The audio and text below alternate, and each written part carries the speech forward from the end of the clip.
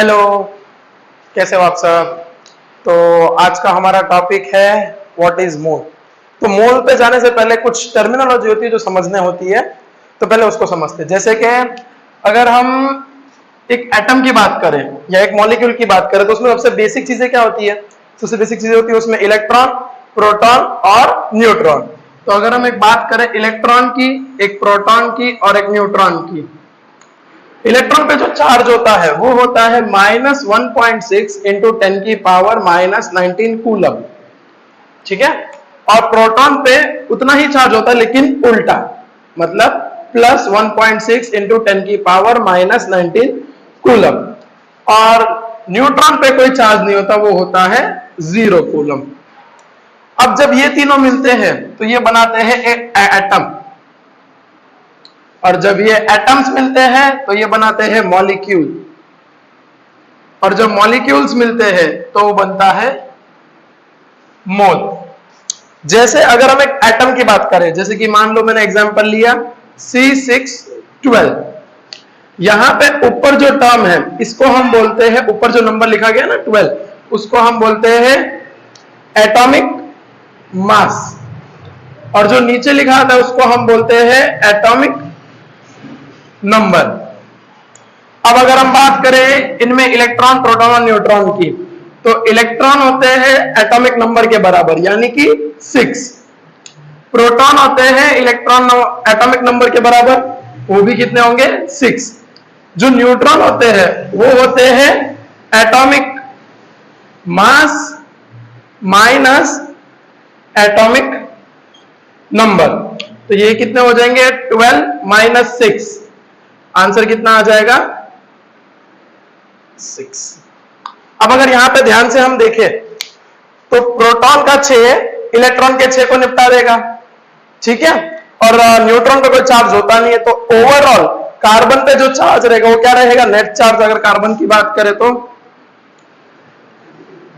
वो रहेगा 0 कूलम। ये तो कार्बन की बात हो गई। अगर दूसरा एग्जांपल ले, जैसे कि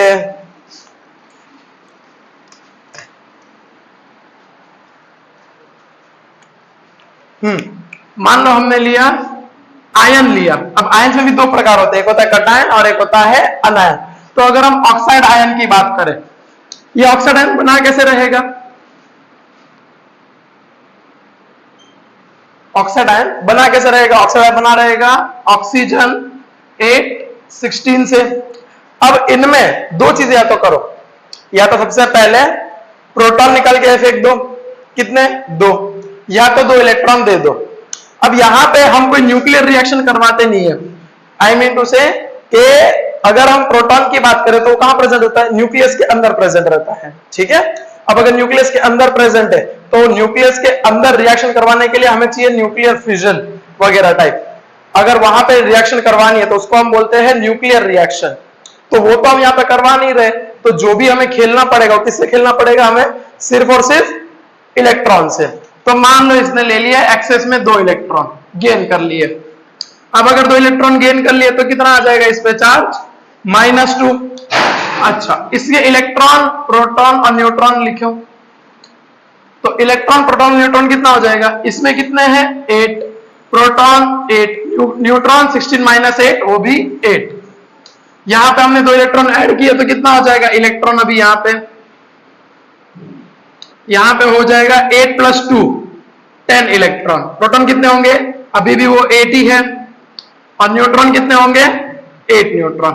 अगर यहां पे हम ध्यान से देखें तो 8 का प्रोटॉन 8 के इलेक्ट्रॉन को निपटा देगा, नेट में बचा कितना 2 इलेक्ट्रॉन, -2 का चार्ज, और वही यहां पे लिखा है। तो यहां पे नेट चार्ज अगर हम बात करें तो कितना है वो 2 इलेक्ट्रॉन का, जो होता है 2 × 1.6 × 10⁻⁻19 कूलम, 3.2 × 10⁻⁻19 कूलम। ठीक है, लिख लो, इतना लिख लिया, चलो बढ़िया।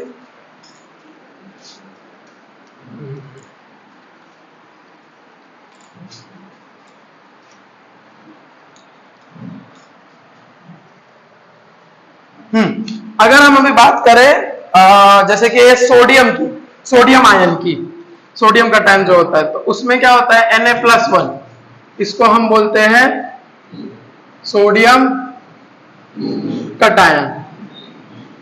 ठीक है, अगर हम इसकी बात करें सोडियम कटायन की, तो क्या होगा, ये बना किससे रहेगा, Na1123 से। इसमें हमने क्या किया रहेगा, दो चीजें वापस हो सकती है, या तो एक प्रोटॉन डाल दो या तो एक इलेक्ट्रॉन निकाल लो। अब हम वापस यहाँ पे कोई न्यूक्लियर रिएक्शन करवा नहीं रहे, तो यहाँ पे क्या करना बेहतर पड़ेगा, कोई तो एक इलेक्ट्रॉन निकाल दो। तो यहां से अगर मैंने -1 इलेक्ट्रॉन कर दिया तो क्या हो जाएगा, ये Na+1। अच्छा, यहां पे बताओ इलेक्ट्रॉन, प्रोटॉन और न्यूट्रॉन कितने होंगे, सबको पता है यहाँ पे इलेक्ट्रॉन कितने होंगे, 11 इलेक्ट्रॉन। प्रोटॉन कितने होंगे, 11 प्रोटॉन। और न्यूट्रॉन कितने होंगे, 11 नहीं, प्रोटॉन न्यूट्रॉन होंगे atomic mass minus atomic number. तो 23 - 11, ये गलती मत करना, बहुत बच्चे करते हैं। 23 - 11 कितना आ जाएगा, 12 न्यूट्रॉन। ठीक है, अब इसमें कितने इलेक्ट्रॉन होंगे, कितने प्रोटॉन होंगे और कितने न्यूट्रॉन होंगे। अगर हम इलेक्ट्रॉन, प्रोटॉन, न्यूट्रॉन की बात करें तो देखो यहां से हमने एक इलेक्ट्रॉन क्या कर दिया, निकाल दिया, तो 11 - 1 कितने हो जाएंगे, 10 इलेक्ट्रॉन। यहां पे प्रोटॉन अभी भी 11 है और न्यूट्रॉन अभी भी कितने हैं, 12 है। ठीक, अब अगर तुम यहां पे ध्यान से देखो तो 10 का इलेक्ट्रॉन इस 10 के प्रोटॉन को निपटा देगा, बचेगा कितना चार्ज नेट में, एक प्रोटॉन का बचेगा, और वही इसके सर पे लिखा गया है। गया, बढ़िया। चलो मिटा दूं, लिख लिया।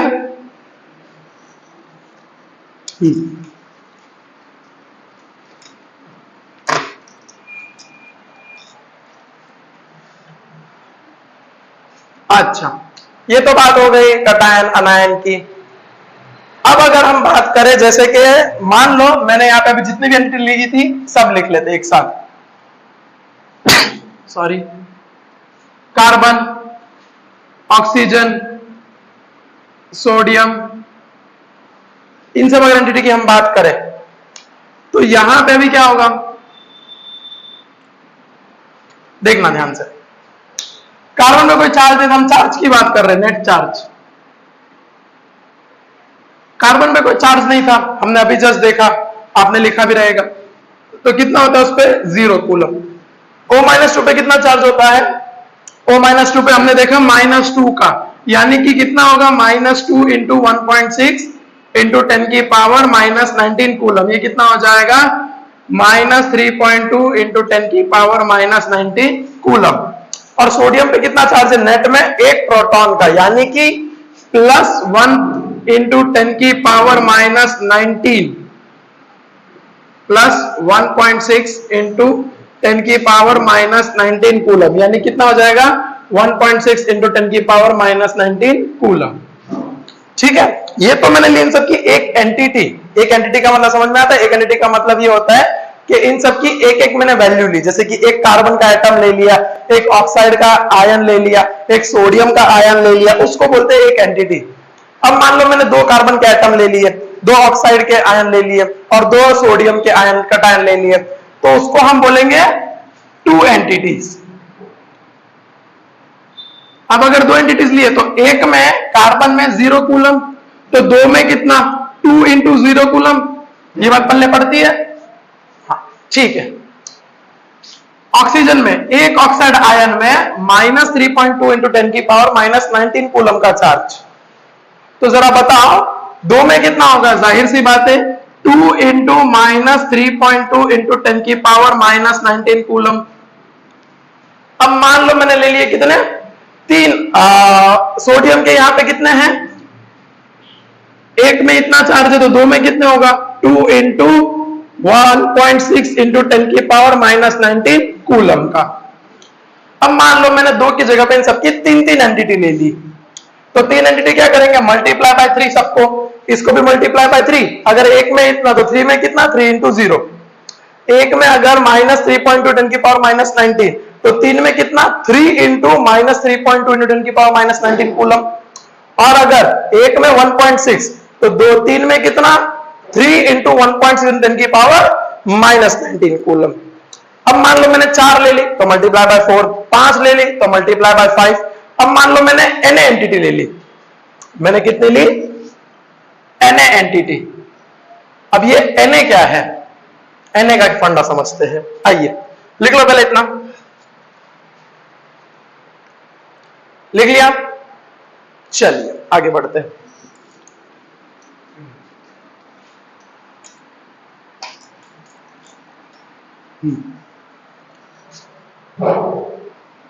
अब मान लो Na एंटिटी ली। अब ये Na का क्या सीन है? Na समझने से पहले अगर मान लो किसी इंसान को तुम्हें या किसी ठेले वाले को तुम्हें Na समझाना है तो कैसे समझाएंगे? आसान शब्दों में। तुम जाना किसी ठेले वाले के पास, आप जाइए और उसको बोलिए मेरे को 1 दर्जन बनाना दे दो, तो वो आपको कितने बनाना देगा? जाहिर सी बात है 1 दर्जन में कितने होते हैं? 12 बनाना। ओके, अब मान लो तुमने उसको बोला कि मेरे को 1 बनाना दे दो,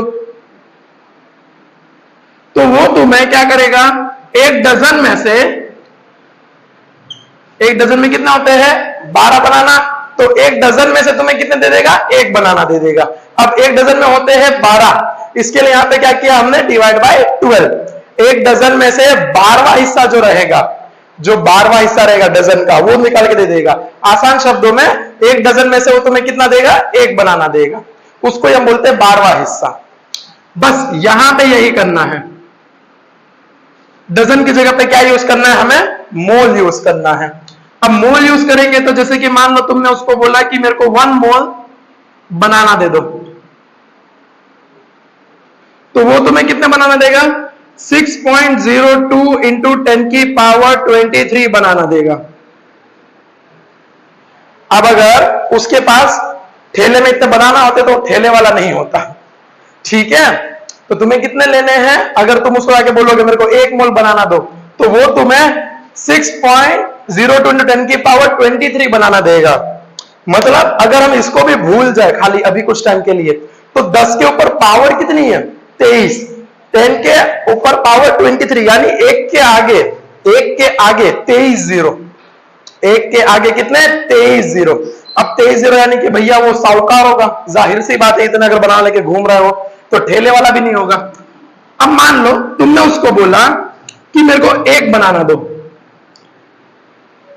तुमने उसको बोला 1 बनाना दो, तो वो क्या करेगा?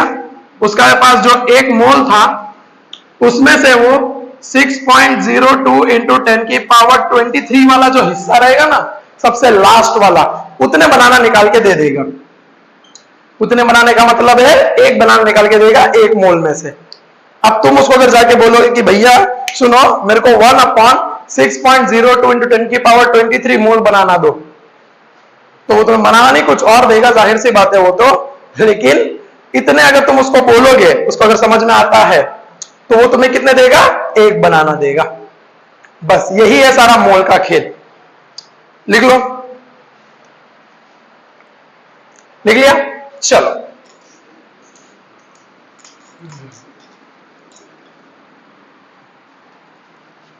अब मान लो डजन और मेरे को मोल में कंपैरिजन करना है, डजन और मोल में कंपैरिजन करना है। तो 1 डजन का मान लो मैंने ये ढेर लगाया, इसमें कितने बनाना है? 1 2 3 4 5 6 7 8 9 10 11 और 12 बनाना है, यानी कितना हो गया ये? 1 डजन। अगर एक ढेर की हम बात करें जिसमें कोई चीज 12 है, बनाना जाने दो, अगर हम अभी मान लो किसी 12 एंटिटी की बात करें, तो इसमें कितना है? 1 डजन है, ठीक है? अब मान लो मैंने यहां पे एक ढेर लगाया दूसरा, अब इसमें मैं लबालब भरते जा रहा हूं एकदम, ये ऐसे एकदम 12 हो गए, 2 डजन हो गए, 3 डजन हो गए, 4 डजन हो गए, भरते जा रहा हूं। कब तक भर रहा हूं? एकदम अनंत काल तक भरते जा रहा हूं, एकदम ऐसे लबालब पूरा भर दिया। यहां पे ये हर एक डॉट क्या रिप्रेजेंट करेगा? ये हर एक डॉट रिप्रेजेंट करेगा एक एंटिटी को, यानी कि एक बनाना को। अगर हम अभी एग्जांपल ले, मान लो अगर कार्बन की बात करें तो यहां पे हर एक डॉट क्या रिप्रेजेंट कर रहा होगा? एक कार्बन आइटम को। कितने ले लिए मैंने कार्बन आइटम? Na कार्बन ले लिए। Na कार्बन का मतलब कितने ले लिए? 6.02 इंटू 10 की पावर 23 ले लिए। आगे चल के ये जो नंबर है Na, इसको हम बोलते हैं एवोगैड्रोस नंबर। ठीक है, अच्छा अब इतने मैंने मान ले लिए क्या, एंटिटी, कितने 6.02 की पावर 23 एंटिटीज, और यही कितने होते हैं मेरा 1 मोल, यही होते हैं मेरे कितने 1 मोल। देखो ध्यान से समझो, ये नंबर को हम बोलते हैं कितना 1 मोल। अच्छा अब अगर हम बात करें, जैसे कि मान लो मैंने कहा कि तुम्हें मैंने दे दिए 1 मोल बनाना, तो उसमें कितने Na होंगे, जाहिर सी बात है तुम सब बोलोगे अभी आंसर 6.02 की पावर 23 बनाना होंगे।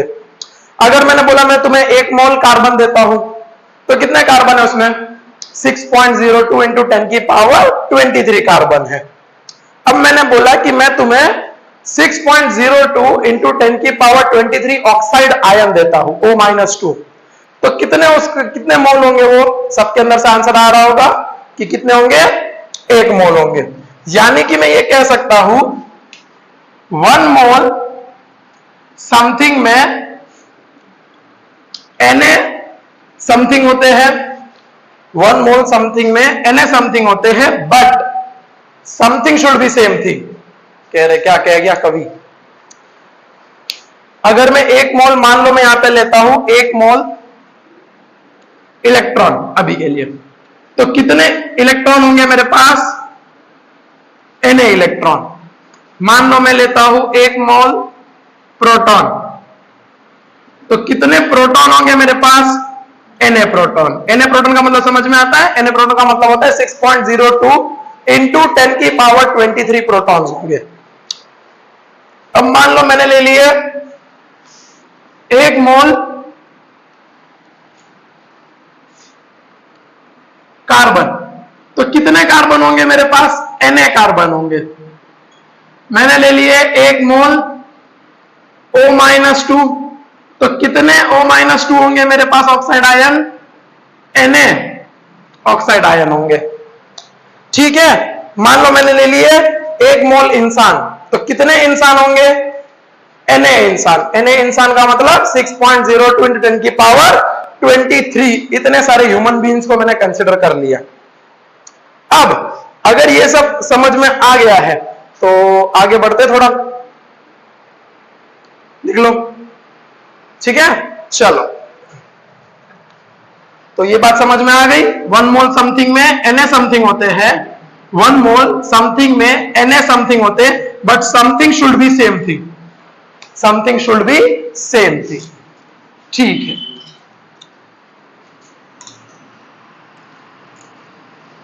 चलिए तो ये पूरी बात हो गई मोल की।